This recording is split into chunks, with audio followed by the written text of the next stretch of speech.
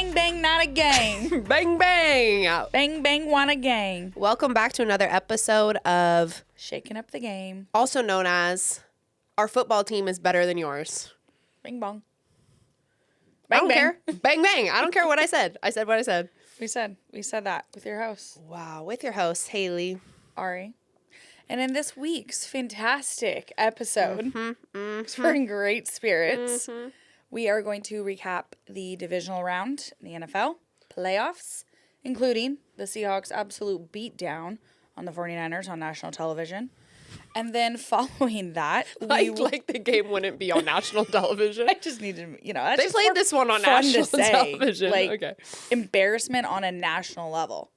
And then following that, we will do an AFC championship game preview, followed by NFC championship game preview, including the Seahawks once again. And then afterwards, we will talk about the college football playoff game that just finished up. It was a full football weekend. Yeah, ended with a Natty. Ari and I are here Tuesday morning. She got me out of bed, folks. I did. And I'm not going to lie. It was Ari's idea. It was. I knew when she sent that text, it was feeling weird. She's like, "Don't call me crazy."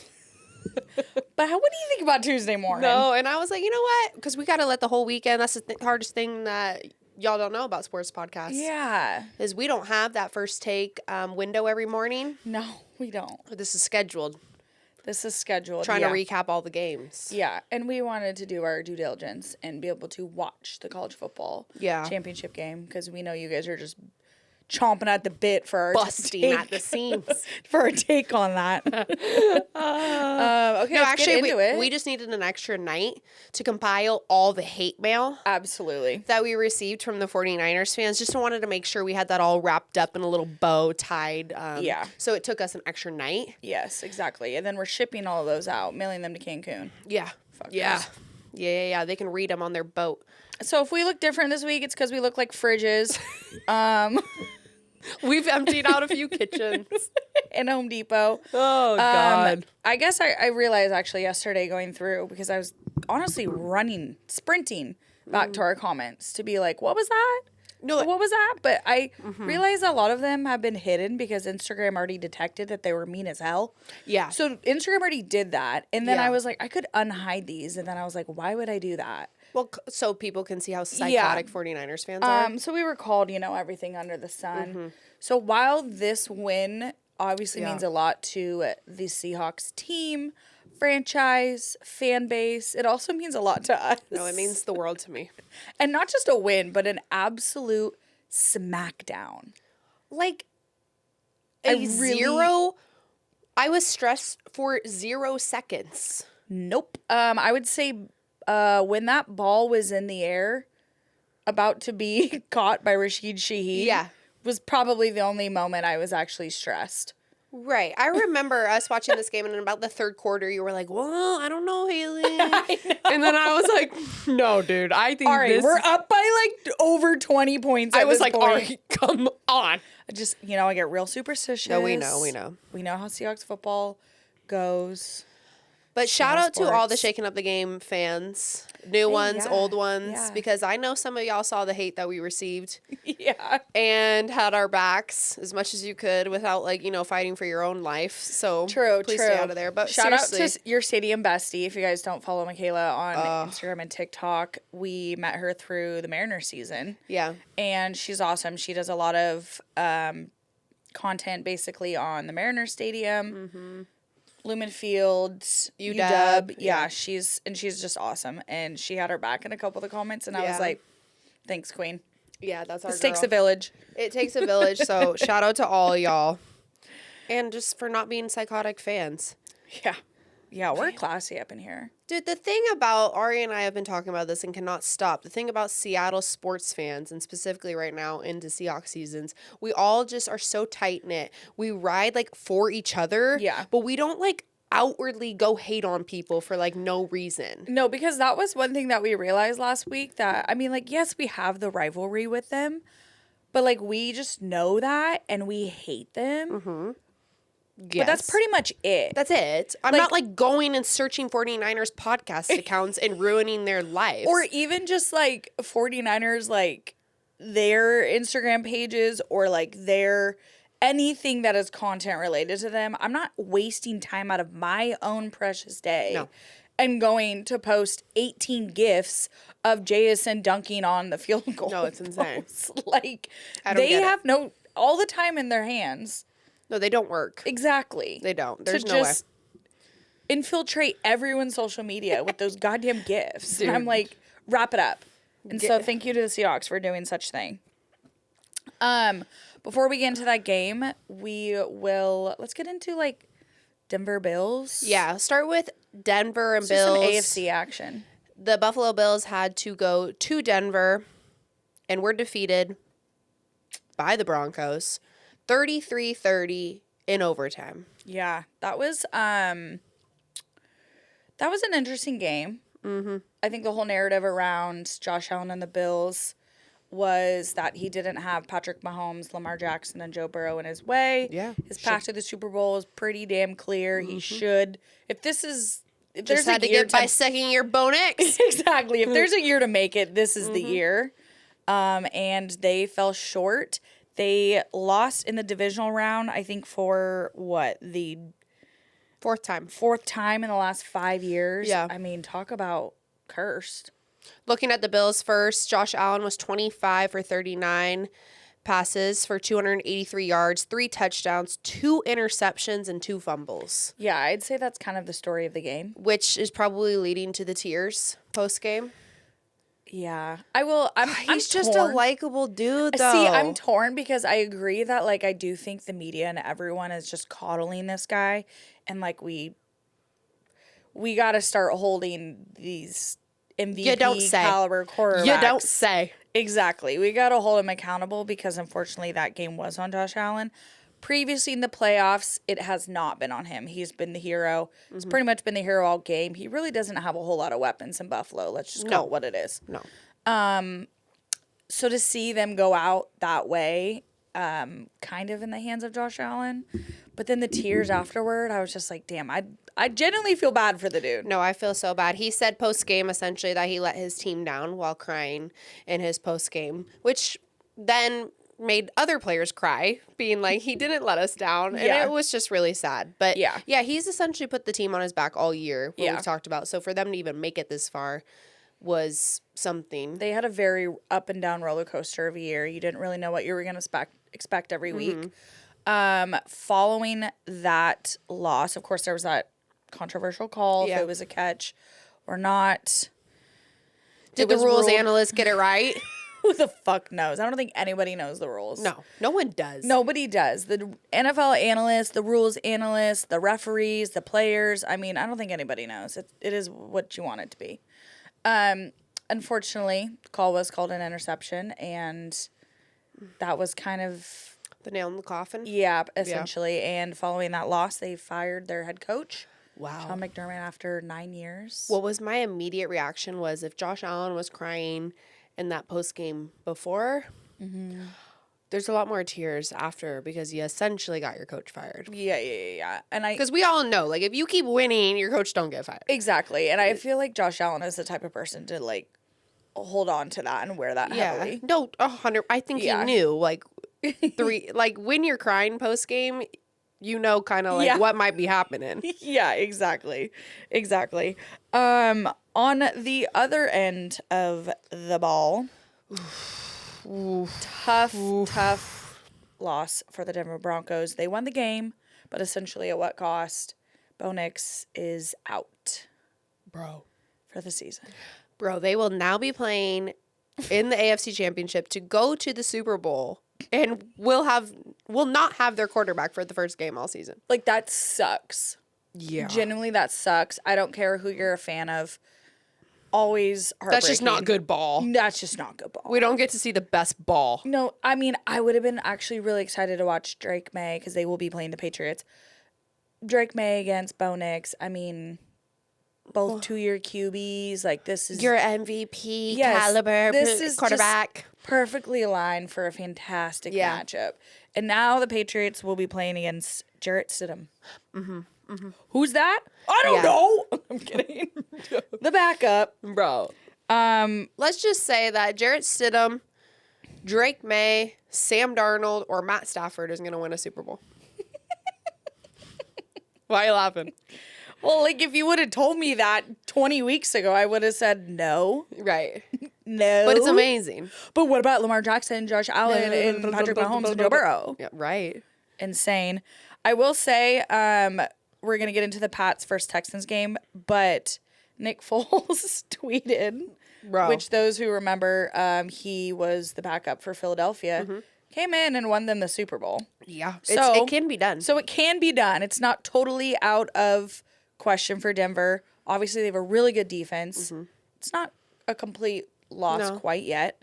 And I don't know. That's a good script writing and setup scenario. yeah, 100%. But Nick Foles said, "Note for the Broncos and their fans. I know it has been an emotional 24 hours. I feel for Bo and the team, and I'm sending prayers for a strong recovery. A positive note going into the game versus the Patriots is that they struggle against backup QBs in championship-type games." Mic drop, Nick Foles. Where you No, at? that's funny. Like, Yeah, okay, I valid don't point. think it's completely out of the question. I don't think obviously Bo Nix wasn't up for like MVP. He was having a great year, but it's not like he is the sole reason why they've made it this far. So Yeah. there's an option. Yeah. Hopefully practice is looking solid this week. And as we get into recapping the Patriots and the Texans, I'm not thoroughly impressed by the Patriots.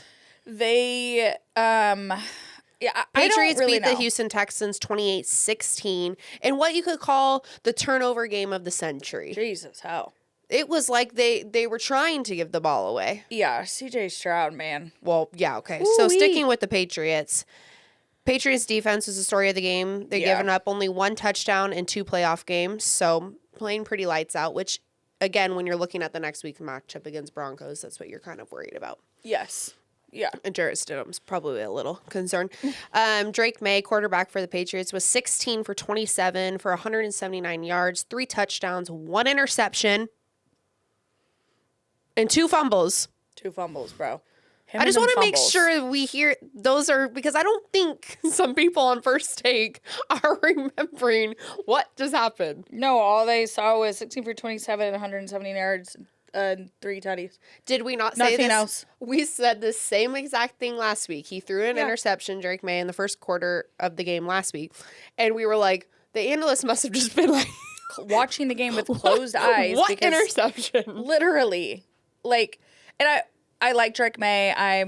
He's fun to watch. So it's not that like we're shitting on him whatsoever, but it's entertaining, I guess. Interesting word to use.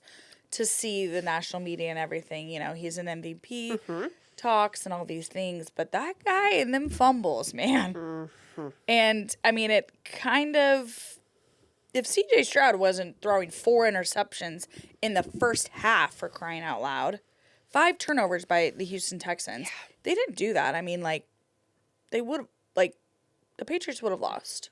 Right. Like the Patriots turned the ball over how many times? 3 or 4 times? Yeah. So, I mean, yeah, it wasn't like they were playing lights out. They were just playing, shitty quarterback. Let's call it what it is. Yeah. Moving on to the Houston Texans, CJ Stroud, quarterback, was 20 for 47, passing for 212 yards, 1 touchdown, 4 interceptions before halftime. Going into halftime, it was actually a legit conversation about benching him. Yeah, which is... Because CJ Stroud did miss time this year, and their backup was in and won games for them. Yeah. So this was a real... Not a horrible, crazy idea. No, it wasn't a crazy idea, considering he... Maybe should have. They might have considered done that. Dan Orlovsky actually said that the Houston Texans would have won that game if 31 other quarterbacks played instead of CJ Stroud. I just want to counter. I love Dano. But do we also mean Geno Smith? Geno Smith. Is he part of those? They mean Tua Tagovailoa. Like, That, I mean... No, I know. It's a bit crazy, but I think he was just trying to make the point of, like, how... Yeah. insanely disappointing CJ Stroud I is. think also the reason why I think it's so disappointing as well is because obviously he had that great rookie year. I was a big fan of him. I was super excited. Totally. And they just had a generational defense. Just kind of wasted because this Are guy you can't joking? fucking play clean football. Throwing the ball away like it's just nobody's business. 100%. If you're their defense, you actually are pissed off. I'm beating him up in the locker room. I'm sorry. You might have to beat his ass in the locker room. I'll send him a coffee the next morning. But like I'm making a point I made. think my biggest disappointment is, yes, he's having this like sophomore slump, but it's not even just that, right? We saw it with Jaden Daniels. He got injured. A little different of a situation. CJ Stroud for us, we've talked about this earlier this year. We were even on a different podcast talking about this. It's the lack of work ethic for CJ Stroud that is concerning. Yeah, I fear he doesn't have that dog in him. He does not. I think after one season and then doing all this stuff, like wasn't he doing the show with like Micah Parsons? Yep. And he was very much like telling he'd be like, no, like listen to me. And I'm like, bro, you've played one season in the NFL. Correct. And they also were like, I forget who it was, but they had asked him like, who are the top 5 quarterbacks? And he listed and he included himself at like number 3.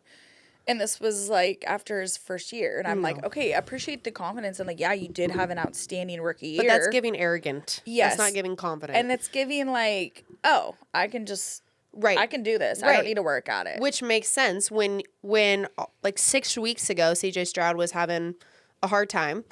And in a post-game interview said that he's just feeling old. His body doesn't move like it used to move. The guy is 23 years old. Yeah. So that was giving, I'm not working now. He even came out after that and said, like, he needs to improve his workouts, his nutrition. Yeah. So all these things combined just seem to me that I just, like, they keep panning the camera to him during the game.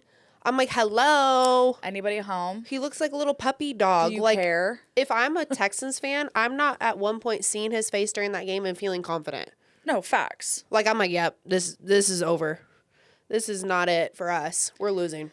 I super bummed for the Texans because, like I said, you had a generational defense. Yeah. And then for you to go in there with a quarterback and do all that funny business is... Funny business Boo-boo. is amazing. Yeah. So the Patriots will be moving on, like we said, to play the Broncos in the AFC Championship. Moving to the NFC, the only NIC. Ooh, okay. Nick? Okay. Pop off, hey? The Rams versus the Bears. The Los Angeles Rams defeated Chicago 2017 on a game-winning field goal in overtime. Another failed Bro. watch by Seahawks fans. Bro. We want another team to just do something for us, and they didn't. And so I'm convinced this is all part of the plan. We have to collect our Infinity Stones, all of our enemies, This is in the script. and get to the top. Absolutely. Because, let me say, we wanted to play the Bears. Yeah. Personally, I did. I would like to play someone other than somebody in my own division one time. That would be cool. Dude. Just one game. Humor This me. whole month, it's just like... And then when I'm watching that game and I see these turnovers from Caleb Williams, I'm like, I want to get my hands on that. I want to eat I you want it. up. I want our defense to eat you because I know he would have been hard to stop running because he's a running threat. So I will give him that for sure. Absolutely. And he can make plays. He has an arm. But he's dangerous. He makes a lot of dangerous passes. And when you have an elite defense, which I wouldn't say the Rams defense is elite. No, it's good, but... The Seahawks, like that Seahawks secondary would have been like, no. Yeah, 100%. And I think he would have been seeing ghosts. Yeah. I will applaud the Chicago Bears, what Ben Johnson did. Totally. They had an insane season. Like we've said before, as fans of the Mariners, we know how long and hard it can be to root for a team for so many years. We know a drought. And yeah, we do know a drought. And Sorry, this plant's just eating me right now. to finally like get to as far as they did, super heartbreaking for them. Super bummed. Feel bad for them. I know you've been a Bears. I feel bad for them. Imagine also all these teams that host these games and then it doesn't go their way. I'm like, oh, woof. Because I know what you paid to get into that. Yeah, woof. And the atmosphere was lit. Yeah, the Bears fans were cute at the end of the game. They did like a standing ovation as the team like walked off and were like clapping and just like as they should be, insanely proud. Like I think, like I said with the Mariners, Right. when we got 6 outs away from getting the World Series, Did we? it's like we were so proud. Did we? Oh, did we? We were so proud. Yeah. Of how far we went, Totally. and I'm assuming that they probably feel the same. So Caleb Williams did throw that game-tying touchdown with 17 seconds left, which was an insane play. He was like, That was phenomenal. yeah, he dropped back like 20 yards from the line of scrimmage and just hoist that thing up there. On the flip side, though, what was the Rams secondary doing? Because they were just like about 5 yards off of the receiver, just Finger like, popping chilling. each other's assholes. So I was like, you guys, like he's literally standing right there. Yoo-hoo. Hello. But Big Teddy blowout. Caleb Williams finished the game 23 of 42 for 257 yards, 2 touchdowns, and 3 interceptions. But yeah, on the flip side, the Rams, Matt Stafford, quarterback for the Rams, was 20 of 42 passing yards for 258 yards with 4 sacks and 0 touchdown passes. The 0 touchdown passes is kind of insane to me. I know it was Why? Because cold he's MVP? and snowy. Yeah, but like, not one. Kyron Williams scored the only 2 Rams touchdowns of the game. They're running back. Yeah. Yeah, you don't say. I mean, like, I guess, like, when it's a cold game and there's snow and stuff, like, I suppose that's the outcome. But Caleb Williams mustered up a couple tutties. Anyone with the last name Williams in that game were the only ones that were going to score. Damn, she said what she said. Yeah. She said what she said. Yeah, I mean, did. again, like the Rams are just have that gritty. I mean, they have a veteran quarterback, 17 years. Like he's going to give them a chance. Absolutely. Always. Never Like, count him out. Managing the game. Puka Yeah. Nacua is who he is. They have Devontae Adams. Like they have pieces that keep them in the game. Yeah. I will say the last few weeks, and even their fans have said this. Mark my words, we're not making up fan things. Oh, no. Here we go. Here we go, because we obviously make those things up. Now we're going to be on fucking Rams TikTok. No, I had a fan say, like, the Seahawks are playing more complete football than the Rams. Yeah. And I will say, like, that's what it looks like. The Rams are kind of squeaking out the last 2 wins where it's like, okay, well, that game was in overtime, so it definitely was squeaked out. Let's be honest. Since we beat them in Seattle that In Thursday night overtime? football game, Yeah. they went and lost to the Falcons, who were a night away from booking their flight to Cancun. Yep. So that was pointless. And Yep. then they almost lost to the Carolina Panthers in the wild card. They squeaked by this win against the Bears. I mean, It's every game has been kind of like just squeaking by. So I don't really need to hear that the Rams are this most amazing team in life. I mean, you know they what I mean? were majority of the season and then kind of just. Yeah, I don't know. I don't know. They're winning football games, so I'll give it to that. Yeah. I'll give it to them. Yeah, I can't argue that one. Can't argue wins, but you have till Sunday. That Caleb Williams touchdown to tie the game to send him to overtime, so electric.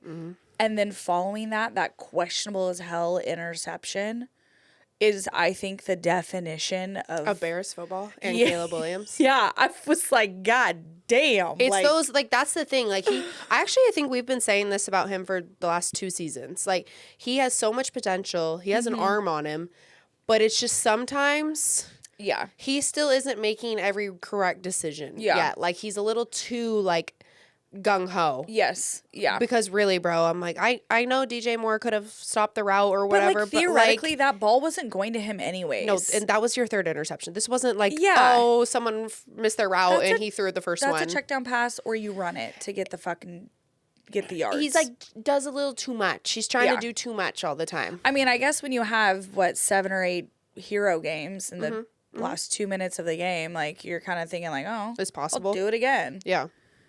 Which he did going into overtime, but then overtime, the Wah, lights wah. were too bright. Okay, finishing up with the game of the week last weekend, your Seattle Seahawks versus the 49ers. 40 Winers, bang bang Niner gang. 41-6, bro. 41-6. Like Do not speak to us. No, and like genuinely, like we knew we were gonna win. We should win. It was kind of like okay. Why should we win, Ari? Well, I don't know. The 49ers are super injured and banged up. Shut your bitch ass up. Get out of my face. No, literally. Pick a narrative and stick with it. No, but there's about 4 narratives, and then they just rotate between the 4 of them. Yeah, it's exactly. Like, we either lost because of this, but we won because of this, but we lost because of that. Exhausting. And next year we would have been that, and then if we woulda, coulda, shoulda, woulda. It's the woulda, coulda, shoulda. They're bro. Like, but we beat you guys in week 1. We are on week 21. That's like saying like in 2015. No, bro. Where was I in week 1? That's a glorified preseason game. Now that we play one less preseason game, that's basically a preseason game. No, it 100% is. And y'all were healthy. And, like, we didn't know who the hell we were, and you guys barely won. Yeah. I know. They acted like they beat us 41-6. Could never. Yeah, quite literally. Let's start with Mike McDonald, your coach of the Seattle Seahawks, coach of the year. Dude. On the 12s in the atmosphere of that game, Mike McDonald said it was an incredible atmosphere, second to none. They were into it and kept it going. The other 2 games took a different course of the game, being at home. They were electric at the games. He was referencing when EJ can't hear me. Ernest Jones? Yeah, Ernest Jones. When Ernest Jones can't hear me, when Mike McDonald was putting the plays into him, you know it's rolling. Damn.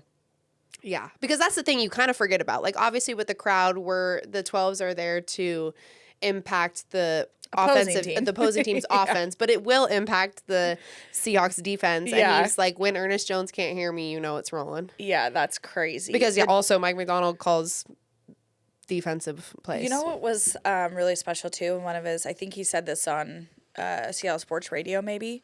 He had said that like it was just, or maybe it was press conference afterwards. I can't remember, but he was saying how like how amazing the 12s were, and like it's hard to because you're so tapped into the game and just so focused. But he was like, I got to remind myself sometimes to just like take a minute and just look around and take it all in and be like, this is amazing. He kept I saying, literally like, almost like teared up and was like, he's so grateful to be here. He literally just kept saying like, it's awesome. And he was like, it's awesome. It's awesome. No, he's so fucking cute. He said best fans in the world. They also asked him, because I've always wondered this as well. Last week we were like, who do we think is going to raise the flag? Oh, Which yeah. shout out to Bam Bam. Yes. Zuggy Bow and my Mike God. Sweet Baby Angel King. Scrumptious. Oops. And they had asked the head coach, like, or does the head coach have a say in Yeah. who does that? Yeah. And he was like, no, they don't consult me. And they were like, what, do you have any like input? And he was like, I mean, if it were up to me, I would put King Griffey up there. And Every game. Yeah, every game. And I was like, okay, Seattle legend. No, I know. What? Yeah, but he did say Cam and Doug did a great job. I think he likes that they're still able to bring back those old players from a time that he wasn't there for, And right? remember, like, was it before this season or the season, his new one, or his first season that he, like, remember they wiped out all of the Legion of Boom things in the facility and stuff, and that was kind of like it was kind of like people were a little what like, are you doing? What are you don't doing? love that from you. And now, I mean, you can see that it was obviously no disrespect, and that wasn't the intention in the first place. Yeah, exactly. But I think it's really allowed this defense now to create their own identity. Totally. The dark side. And yes, obviously, like, look up to the players of Legion of Boom and allow them to mentor and coach and etc. And, like, probably study a shit ton of their film. Because if you look at Nick and Monwari, that is little baby Cam Chancellor energy in that Cam. Not Bam Bam, it's Cam. And just seeing, like, them, I think, create their own identity. Totally. Like, but still having them around. I think that's what's cool, because we did go through a coaching change that really impacted a franchise. And you kind of worry, like, did those guys still feel comfortable coming around the building, going to the VMAC? And obviously they do. They've all created relationships with Mike McDonald and have nothing but praise. Cliff Averill was just on Marshawn and Michael Bennett, or Michael Bennett was on Marshawn and Mike Robb's podcast and just was talking about how great of a job Mike McDonald has done. So it's really cool to see all those guys back them up. Obviously, to start the game, Rashid Shaheed. bro. Rashid Shaheed. Need for speed. Another fire acquisition by John Schneider during season. And he, like, quite literally has done exactly what he has been expected to do coming here. Yeah. I think it took, like, 1 week to get the ball rolling with him. I know everyone. Maybe? I think it was like 2. I remember we hadn't really integrated him yet into the passing game. Yes. But I mean, as a special team threat, he's a threat, and we needed someone like that. And that's literally his specialty. Yeah. He is the fastest route runner in the league. And I'm sorry, but when he catches that ball and just goes, pew! Right. It's like when you're like playing Mario Kart and you get the mushroom? And no, you press the X like right at the beginning of the match and you get that like jump, you know? That's or that's you get what the it was mushroom. giving. Or the mushroom. Yeah. Well, the mushroom he gets at like the 30-yard line and then like the 60 that he does another little boost. Dude, all the way to the end zone. Opened the game with a 95-yard touchdown on the kick return, giving the Hawks a 7-0 lead with 13 seconds into the game. Sam Darnold didn't even have to put his foot on the field. Nope. We, at that point, 13 seconds of the game, we had already scored more points than they were ever going to score all game. So. We said what we said. Yeah. The 4th kickoff return for a touchdown to open a playoff game since 2000 and the longest postseason kick return in franchise history. Did result in a mini earthquake. Yeah, I think the Beastquake was like a 2. Which is insane.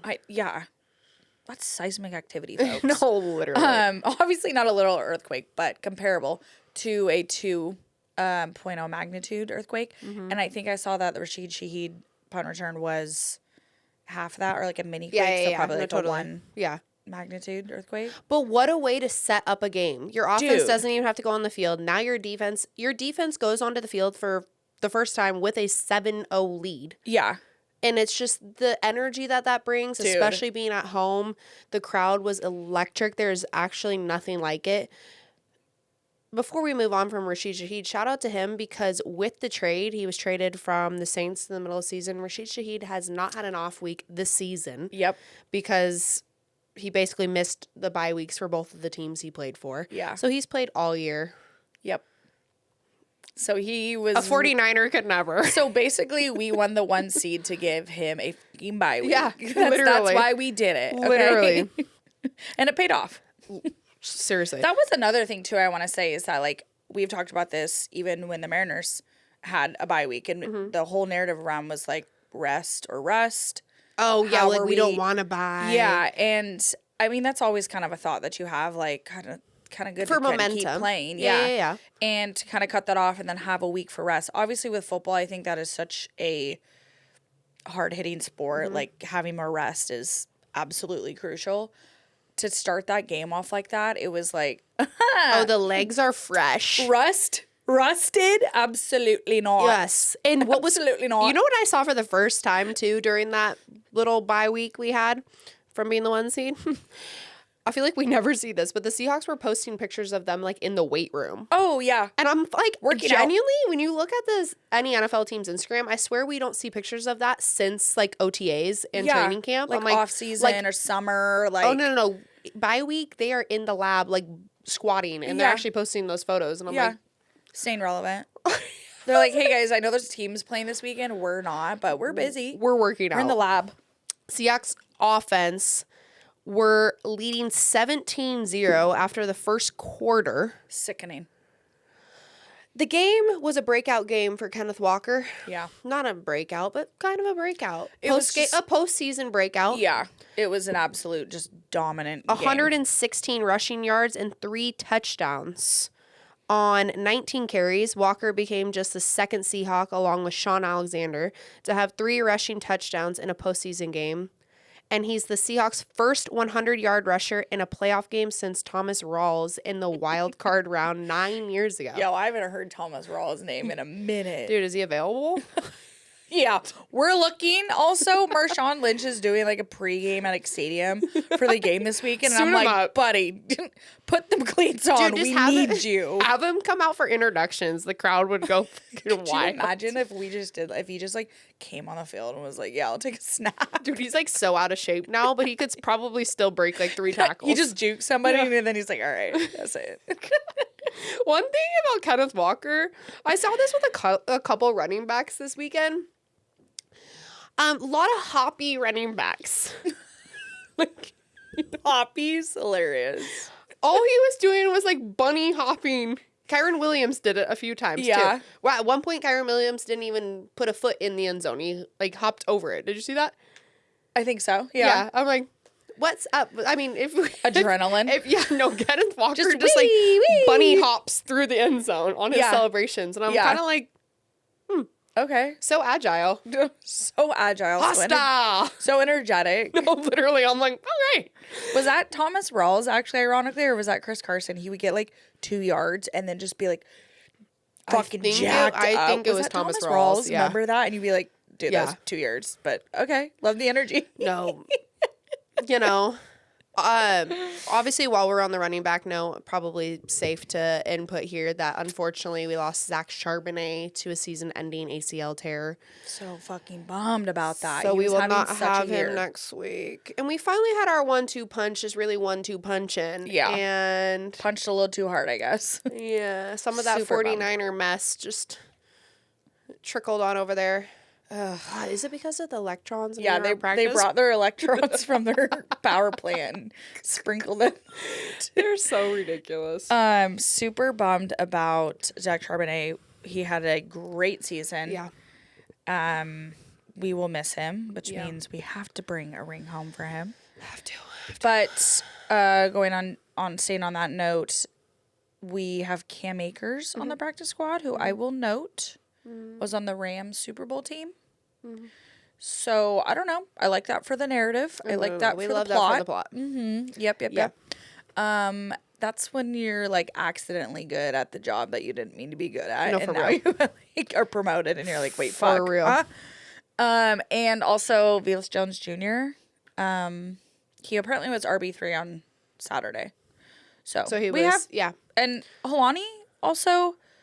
He's been on the IR, but he is eligible to return. So Yeah. crossing our fingers that can happen. I think they got a week. I trust Clint Kubiak. Totally. Obviously, again, we're playing the Rams, who might have been preparing for this 1-2 punch that we have now have to play a little bit more ready for the passing game, which could throw them off a little bit too. So Yeah. what we've been doing in like the last 3 weeks will shift a little bit. So again, when you're playing a team for the third time this year, You have to anyways. we have to switch things up regardless. So Yeah. hopefully because Cooper Kupp had a great game, 60 yards on 5 catches, both of which led the team Yeah. on a day that the Seahawks only had 124 passing yards. So great game for him to get into. So Yeah. now, again, someone that's been a little quieter this season, start figuring out how to use him more. And now if you're the Rams, you're really looking at Cooper Kupp, JSN, Rashid Shaheed, plus. Yeah. AJ Barner. And it's one of those things too where, I mean, the Rams do it as well. They have tons of great passing attacks, especially their tight ends too. It's one thing to know that's very interesting, I think, about that beatdown against the Niners was that we put up 41 points and how many passing yards? 124. So it's like, we'll beat you. In We don't many know, different ways. We don't know how. We don't know which way. Exactly. We'll beat you. That's why I think it And- makes us tough to defend. Yeah, that's why it's chess, not checkers. And that's why Clint Kubiak's been interviewing for like 5 jobs. With that said, the Seahawks had 0 turnovers committed by the offense, marking the first time the Seahawks have had 4. Was it 4? Yeah. Have had consecutive turnover-free games, or 2. First time the Seahawks have had consecutive turnover-free games. There we go. You know, I like to just add a 4 in there, but Well, 2 games, 2 critical games too. You're talking about the Yeah. divisional or for the 1 seed, and then you're talking about first round in the playoffs, and those are going to be the 2 consecutive turnover-free games. yeah, That's crazy. because Because- I thought the lights were too bright. We talked about this morning before we came in to record because listening to First Take, just yap, because that's all they fucking do is yap about dumb shit. Sorry, Stephen A. Smith, I'm coming for your neck. He literally is still on this narrative about Sam Darnold. And I'm torn because I don't want to jinx anything. But I also just want to fucking pay respect to Sam Darnold and what he has done. Currently, the only quarterback in the playoffs that has not thrown an interception. Granted, we didn't have to play the first round of the playoffs. So that helps with our stats, sure. Point blank period, though, it still stands. And I'm sorry, but what do you mean the lights were too bright? Week 16 against the Rams, the lights were bright as hell. Won it. Yep. Yes, he's thrown interceptions against the Rams. Yeah. But he still continued to play, throw the ball, correct his mistakes, and stay in the game, which I think is more important than C.J. Stroud or whoever throwing interceptions and looking like an absolute poor puppy dog on the sideline. Bro, horrible to watch. Week 18 against the 49ers, obviously. Lights were bright. Okay, well, who won that game? Seahawks. Was Sam Darnold leading the team? Yeah. Divisional round. Lights are even brighter. Yeah. With Cleanest- the lack of a playoff win hanging over his head. Yep. Hasn't won a playoff game. The pressure, the narrative, everything. Controls the game. That was a perfect game by the Seattle Seahawks. Offense and defense. Yeah. 100%. Obviously. Yeah. And we are still sitting here Defending listening to him. the narrative of we don't trust Sam Darnold. He's going to throw interceptions. The lights are too bright. And we don't know how he does in the playoffs. 100%. I get that we're in this point where it's you don't want to jinx anything, but we also have a due diligence to protect Ginger Cuz, Exactly. and we will fight for him. Because one thing about us is we're going to have our Ginger cousins back. And that's on God. Oh, God. Oh, God. Because to this argument, this is as of this morning, the day this episode comes out, it's obviously still we don't trust Sam Darnold against the Rams specifically. Yeah. Because of the game earlier this season where he threw 4 interceptions. My biggest qualm with Stephen A. Smith and First Take on this is they're alluding to that where it's like, well, he threw 4 interceptions, and someone was like, but that's the preseason or that's regular season. But then the same argument was, well, Sam also just beat him in the last game. And then it was like, but that's regular that's season. regular season. Yeah. Or Sam Darnold threw the 4 interceptions, but that's regular season. And then it's like, you can't use the same argument in different ways to fit the quarterback. Right. It was Sam Darnold threw 4 interceptions and it was regular season. So he's going to do worse in postseason. But Sam Darnold also beat Matt Stafford, but it was regular season, not postseason. Exactly. So which one is it? It's so contradicting because you're saying the same thing, but like trying to make it way. Yeah, trying to make it fit the narrative, Yes. and it's like, but which one is it? Same argument that it's regular season, not postseason, but how does it favor Matt Stafford and how does it make Sam Darnold look less? Exactly. It's like, wait, but you're using the same argument. Yeah, I think that Also, all week having the drama that we had with Sam Darnold with the oblique injury, sprinkle that in there as well. Facts. So he was playing on what one could say an injury. yeah. Oh, yeah, Which totally. probably limited the passing game as well, and pass attempts in general. But the ability for the Seahawks to win, because that's also the qualm, is that he doesn't have to do much. Yeah. But every great team that wins Super Bowls and makes it this far has multiple faceted pieces of their game. That's how you win a championship. Right. Is when you have an offense that can click Yes. and not play turnover ball the whole Right. damn time, Right. and a defense that can absolutely destroy the other team. Yes, you don't say. That is how, I'm sorry, offense wins games, defense wins championships. There's a reason why that is a saying, because it is factual. And so going into these, and I think that's the whole problem with the whole narrative around the NFL these days, is that it's so offensively minded Right. and so offensively heavy. It's like, but the Rams can put up 40 some points, and the 49ers have been putting up 40 points on these games and stuff. And it's like, until they play a defense that will have them in absolute shambles. Yeah. And I don't think that like the Houston Texans, obviously, they got praise for their defense. The Broncos, the Seahawks, to some not enough credit. You can't do much as an offense if the defense is just down your throat the entire time. 100%. And I think that's the problem in sports, like, narrative right now, is that everyone's just focusing on the offense. And it's like, I mean, going into this Rams and Seahawks game could not be more of an evenly set matchup. I mean, it is a 1 yard difference between yards. And it's, again, going to be like, the defense has to show out. Exactly. The Seattle Seahawks defense against the 49ers allowed 0 touchdowns in the last 2 games that we played them, which was our 2 back-to-back games. who totaled just 3 field goals in those 2 games. In their last 4 games, not against the Seahawks, including a wild card win over the Eagles, the 49ers averaged 37.5 points per game. That's what was comical, is because they went and played. Well, they played us and they scored 3 points. 3. And we said SMD. 3. Then they go to Philadelphia and they win. They defeat the defending champions. They put up, I think, 23 points, I want to say. Okay, so you're able to score points. Yeah. It's not against totally us. out of the question. Right. Then you come to Seattle and you can't even get a touchdown. You put up 6 points. But it's because you're injured. Well, you were injured in Philadelphia. No, they weren't. You were able to put up 23 points. They were. In 9 seasons as a head coach, Kyle Shanahan's teams have been held under 7 points only 4 times, with 2 of those games coming in the past 3 weeks against the Seattle Seahawks. That as we were like, members, week 1, we're different.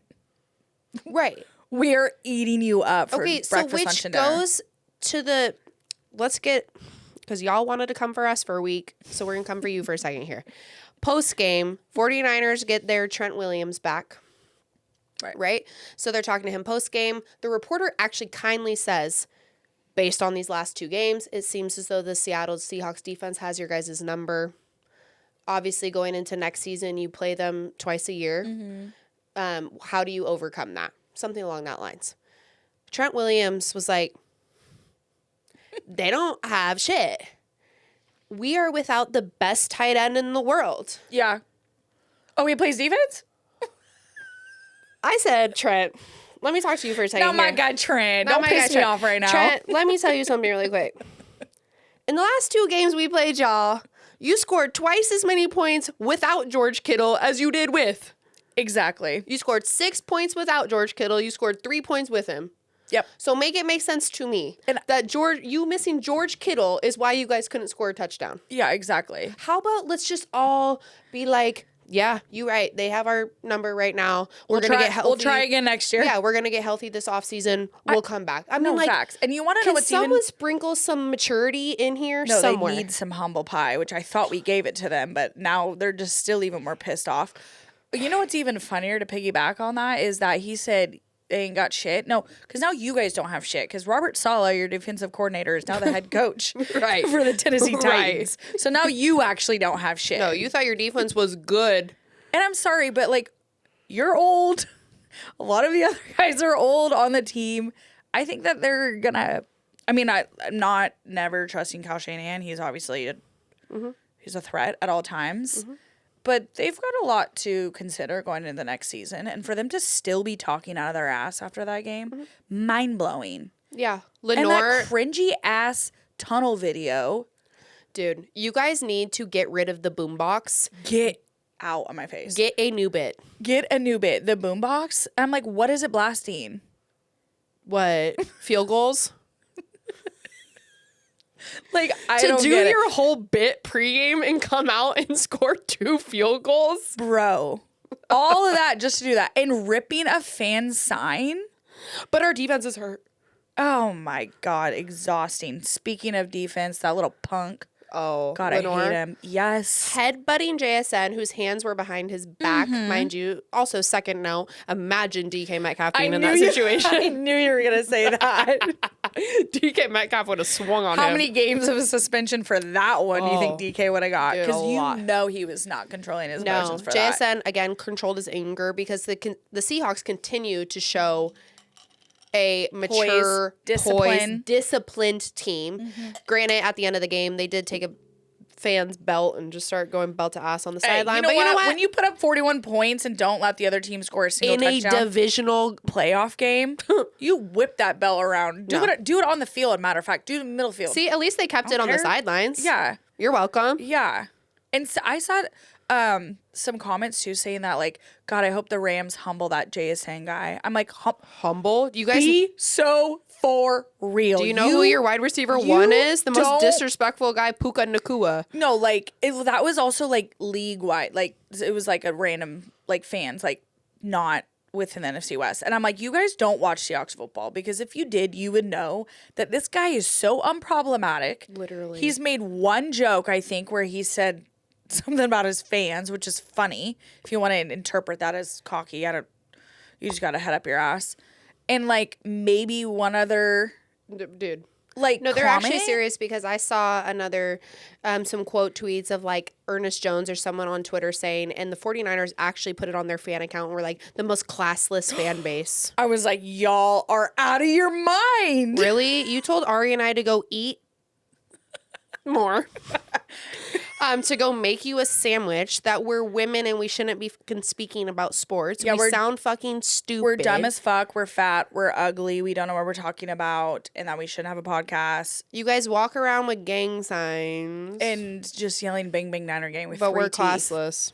Okay, make it make sense. Please. Speaking of Ernest Jones, he had 2 turnovers, 1 interception, which forced a fumble, forced fumble and an interception. 2 turnovers. Two turnovers. Yeah, uh-oh. Oh my God. There's a glitch in the There's an electrical plant nearby. There's a glitch in the matrix. Ernest Jones had 2 turnovers in that game. Oh my God. I'm having literally, I'm so sorry for anyone listening. You know what's funny is that we did this in the morning and I was like, Haley's going to be on her shit. Well, I think it's just because I have a lot of things running through my mind. I'm going to be half asleep. Because my mind is in about 5 different places. One's in Santa Clara. One's in... I'm just kidding. Ernest Jones became the first linebacker since 2013 to have at least 125 tackles and 5 interceptions, helping him earn second-team All-Pro honors. Dude, I love him. No, I love him. And I do love when you get on Twitter. You know what? Same. I want y'all to stay poised because it's going to be coming. But at some point, we get to defend ourselves. At some point, we get to defend ourselves because I feel like not every fan base is perfect, but like there are the fan bases that are known for being chirpy and obnoxious and insufferable. 49ers, Cowboys, Eagles are probably top 3, I'd say. And I feel like we sit back and we're just like, yep, talk your shit. The media hates us. You fans saying some shit doesn't really affect us. We're just going to go play ball. I think that's kind of how we've always been. Because we ride in Seattle. We stay here. Exactly. We mind our business. We mind our business. But I think when shit happens like this, where it's like the 49ers are so fucking disrespectful, and then when you put belt to ass like that, it's like, no, you earn the right to talk your shit. You do. I'm sorry, it's but a grown man sport. To finish that, post-game, Lenore also was asked by a reporter, and he said that if they were healthy, it would have been a landslide. Bro, dude, are they putting delusion in their Gatorade on the sideline? Because I'm not understanding. I'm not understanding either. You guys are actually professional athletes. It's okay to just be like, accept the loss. They had our number. You know what I also find very interesting from the fans, but especially the players, is that them saying like, congrats, good for you guys, you beat third stringers. I'm like, this is disrespectful to the fucking guys on the field. Dude, is it not? No, it 100% is. If I'm on the field and like actually playing my heart out in that game, knowing damn well I'm a second or third stringer, and that's all people are saying. It was disrespectful. That's disrespectful as fuck. Trent Williams, regarding his own team, is like, it's kind of hard when we're signing guys off the practice squad and picking guys up off the street. I was like, damn, your teammate in the locker room that just put his life on the line for this game was probably like, okay. Like, okay, I'll go fucking... Anyways, like, to finish that historic win by the Seahawks, there's been 2 teams in playoff history to win by 35 or more points, force 3 turnovers, and have a kickoff return touchdown. 1 was the Seahawks versus 49ers, and 2 was the Seahawks versus the Broncos in the Super Bowl. Sheesh. We mind our business in Seattle, and we make history. That's true. That's true. We're kind of like a go big or go home kind of thing. Yeah, no, I like that. We're either just totally not relevant. Yeah. I saw somebody's comment. But actually, we've never been like as irrelevant as like, the Dolphins. Jets. Just go for that division when in doubt. And just stay in that division. Jets, Dolphins, I don't fucking care. God. I did see somebody comment on one of our things and was like, God, you guys got good for 1 year and can't stop talking. Literally. I was like, okay, you know what? You don't know ball, okay? No, you don't know. You don't know ball. No, and you're just annoying. You're dumb. You're a hater. The Seahawks have lost 3 games this year by a combined 9 points, and they have won 15 by a combined 235. That's disgusting. So yeah, I'm allowed to talk. Yeah, we can talk our shit. Yeah. Big facts. Okay, quick little intro into AFC Championship game preview. New England Patriots will be playing in Denver. Every AFC Championship game for the past 15 years has featured either the Patriots or the Chiefs. Crazy. That is crazy. And I'm not mad about it. I'm not mad at this, not them. No, yeah, facts. So contrary to some belief. Yeah, Chiefs who? I saw Patrick Mahomes tweeted or something, and someone responded and was like, "Bro, I kind of forgot about you." No, literally. I was like, dude, honestly, same. It's been nice. It's been refreshing. So obviously we know Broncos will be playing with their backup starter as their starter QB. So that'll be an interesting one to watch. They play first on Sunday. Following that will be the NFC Championship featuring your Seattle Seahawks hosting the Los Angeles Rams, as we know. Since 2002, 7 of the 8 teams that beat the 49ers in the playoffs have gone on to win the Super Bowl, which we just did. Just saying. One of my favorite things, too, sitting here, is the fact that one of the 49ers' rival in their division will be playing for Super Bowl on their home field. Did you see that reel of that 49ers fan, like, looking at their stadium, and they're like, I am sick to my stomach knowing that the Rams and the Seahawks will be in this fucking... I was like, we've said... I'm sitting here like this, like... The script writers going insane this year. No, we weren't going to let you guys, like, play for a Super Bowl on your field. Come on. And that's also the reason why it needs to be us is because the Rams have already done that and did that in their stadium. So, like, let's have our moment in the NFC West, okay? As Ari said earlier, Sam Darnold is the only quarterback to not throw in interceptions in the playoffs this far. However, obviously we had a bye. Sam Darnold and Matt Stafford are the only quarterbacks that did not throw an interception in the divisional round. Yeah. 17 interceptions total. Yeah. One coming from the MVP favorite. Some of those. Some of those over there. It's crazy. This is the first matchup of a number 1 defense versus a number 1 offense in a conference title game since the 2014 NFC Championship game when the Seahawks defeated MVP Aaron Rodgers and the Packers. They were the number 1 offense at the time. We obviously were the number 1 defense. Wow. Yeah, I don't know, man. There's just a lot of... Even split game, but you want to know what's also really fun? How we are looking at the 4 quarterbacks that are left. Obviously, Matt Stafford has won a Super Bowl. The other 3 quarterbacks still alive have not. Sam Darnold could be the first quarterback in the 2018 draft to win a Super Bowl. And that draft includes Josh Allen, Lamar Jackson, and Baker Mayfield. Mm-hmm. Don't forget Josh Rosen. Literally not playing football anymore. Yeah. Well, you never know. He could be Phillip Rivers. Who knows? He could be somebody's backup right now. I don't know. Well, one thing we know is NFL players love to retire and unretire. If Phillip Rivers can pop in, what's Josh Rosen doing? But that's crazy. No, it's insane. If Sam Darnold wins a ring before Josh Allen and Lamar Jackson, bro, and I ever hear slander against Ginger Cuz again, I am throwing hands. I'm coming for everybody. Ginger Cuz is one of our own now, and we are not 100%. Letting any of you guys mess with him. No. And who looks... How do you hate the guy? I don't get it. Who looks dumber than the Minnesota Vikings? Dude, and the Jets too. Like, dude, the Jets. Them just like watching this all happen has got to be like. Jets is one thing.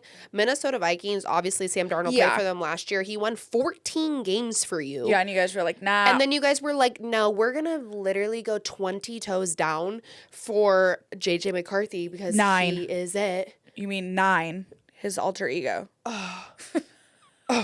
Yeah. That's giving, like, the executives that made that decision are just, like, almost, like, cocky. Like, no, we drafted JJ, and he's going to be the best. That's called being stubborn, and yes, I'm sorry, that's what I mean. Like, like it's giving, like, no, it's like, going to work out. I'm not gonna admit that we might have fucked up. Like, we're confident in this. That's what it's giving, and I'm sorry, but as an owner of an NFL team, you can't be like that. No. So, that will be the second game this Sunday, starting at 3:30 Pacific time. We will be at the Seahawks tailgate Sunday before the championship game. I believe at WAMU. Yeah, it's like inside WAMU. It's like, I don't know what you call that thing. I don't know. Come find the drink sip booth. Yeah. Area. Yeah. We will be there hanging out all day at the tailgate. So come see us and get ready for the championship game. Need the 12s as loud as ever. Insane. So fucking stoked. Yeah. Before we wrap up this episode real quick, we'll just do a quick little run through of the college football national championship game. That Indiana wins their first national Dude. championship ever. 16-0, perfect season, Wow. Heisman Trophy, Yes. won the Big Ten, Boom. won the Natty. Kirk Signetti is a fucking dog. Dog. Google him. Yeah, Google him. I win games. Google me. Yeah, and woo, Coming he from was James not playing. Madison, Yeah, dude. dude, fire. What do you think? Jinx, you owe me a Diet Coke. Oh, I do want one of those. Crazy. That game was played in Miami, and which ironically they did play Miami. Yeah. So it's supposed to be a home game for Miami, but See, we're spoiling these home games, and we But- love it. The most expensive national championship game ever. I'm sorry, this is fucking bananas. Average ticket sold was $400,000, 378. Get-in price was about 4,000. $3,500. Yeah. you said 400,000. Oh, well, that too.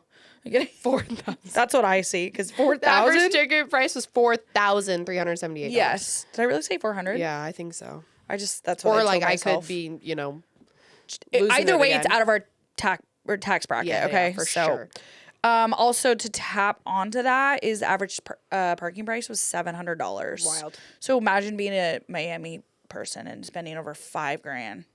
They played a hell of a game though. No, and I have to give a shout out because I didn't know Indiana fans were like that. That stadium, when Miami Yeah. had the ball, it was loud. Dude, apparently they have like the largest alumni. Yeah, in history. Yeah. They had 17,000 people watching back in Indiana at their home stadium. That stadium was full in Miami. It was insane. Perfect season. They were Yeah. the lowest ranked preseason team, 20th to win the national championship. And between when their team became a football team in 1887 and 2023, Indiana had the lowest winning percentage and 713 losses. And now in the last two seasons, they've had their first two 10-win seasons. Yeah. A perfect season and resulted in their first national championship. Yeah, they were the losingest team in football history. Indiana is known for their basketball, not as much their football team. What Kurt Signetti has done in Indiana is fucking insane. Yeah. I fuck with the guy. I think he's heavy. hysterical. His eyebrow raise on the sideline. I'm like, this dude. And then behind that, Mendoza. you got Bless his soul, YouTube and LinkedIn. Fernando Mendoza. I mean, if it's not football, it's definitely politics. He's definitely got to be Bro. running for some position. Dude, I wouldn't even... at some point. I actually think he could shock us all and just not enter the draft and like go run for like town council. President, fuck it, bro, fuck. Like at no, this bro. point, speaks better than the one we got now. The way he does the interviews and he's like, yeah, man, like, Dude, I'm sorry, but he just cracks me up. And we have to address that the Raiders have the number one pick, Fernando Mendoza. If he does officially declare for the draft, he's most likely will be the first pick in the draft. There's a high possibility that Fernando Mendoza, Mr. Wholesome, very well PR trained, Yes. Yes. will be In quarterback Vegas. in Las Vegas for the Raiders. Yeah. I heard Very interesting. I heard a crazy rumor Oh, I love rumors. that the Raiders will make a poll for Lamar Jackson. Oh my God, this offseason's going to be crazy. It's And going to be they a movie. They do have the number one pick to give to Baltimore. give someone. I don't know. Mark Davis, though, the Raiders Because owner, I was don't. That's at also that game, at the national game, just foaming at the mouth. It's being also like, I'll take giving- you right now. I don't know. I'm kind of thinking Lamar might be into getting out. I mean, yeah, you don't have John Harbaugh anymore. And just like who the hell- when you have created this narrative for yourself there where they're really just like struggling to win even though they have the pieces, they Yeah. had the coach, they had the running back, they have him. Like sometimes we just need a fresh start. And we've said that multiple times. Like, I mean, he might just Tank Lawrence leaving Dallas and being like, I'm just never going to win a Super Bowl here. Yeah. He comes to Seattle and we're sometimes damn it's near just close. New, Like, new juju. yeah, you got to. So I don't know. Or Fernando Mendoza goes there and takes Geno Smith's job. I think Geno has I will be outed shocked himself. if that guy is slinging the pigskin Who, Geno? as a starting quarterback. Yes. He's going back to a backup. Also, playing the social media game he's been playing where he, deleted all the photos of the Raiders and now, that's not, it ain't gonna fly, my guy. You won the least amount of games in the NFL and you want to play games on social media? Yeah, he's running the table. Right back. Anyways, this Sunday, your Seattle Seahawks will be playing for a chance to play in the Super Bowl. NFC Championship game, baby. I'm going to finish this with something just because we're about to like leave. And I just don't know if this is going to come back and haunt me or be great. Shut up. So I shouldn't say it? I don't know. You're making me insanely nervous. Well, it's just a fact, though. I don't really think it could be a jinx. It's just a fact. Okay. Because the Mariners were one game away from the World Series. I fucking knew you were going to do this. I literally had this exact thought right as you were like saying what you were just saying. I know, but that's not a jinx. That's just a fact. It's a fact. Yeah. I don't mean like something's going to happen. I just mean that like statistically wise, the Mariners, like factual wise, the Mariners were one game away from the World Series. I actually just mean this in a way that the Seahawks are now one game away from the Super Bowl. 60 minutes. 60 minutes. I think it's just crazy that the city of Seattle has reached. I'm not saying that it was bad, the Mariners, that they missed that. No, obviously no. Heartbreaking. But as a city, This to is be the able best. to experience what we've experienced between October and now Bro. is insane. I've been on cloud 9. No, This has been the best Seattle sports This is so much fun. year ever. And I'm sorry to say it's because of shaking up the game. You're All right. right. Put some fucking respect on us. On us refrigerators. Yeah. We'll eat with you guys Sunday. See you at the barbecue tailgate, bro. Love y'all. XOXO. Shakers.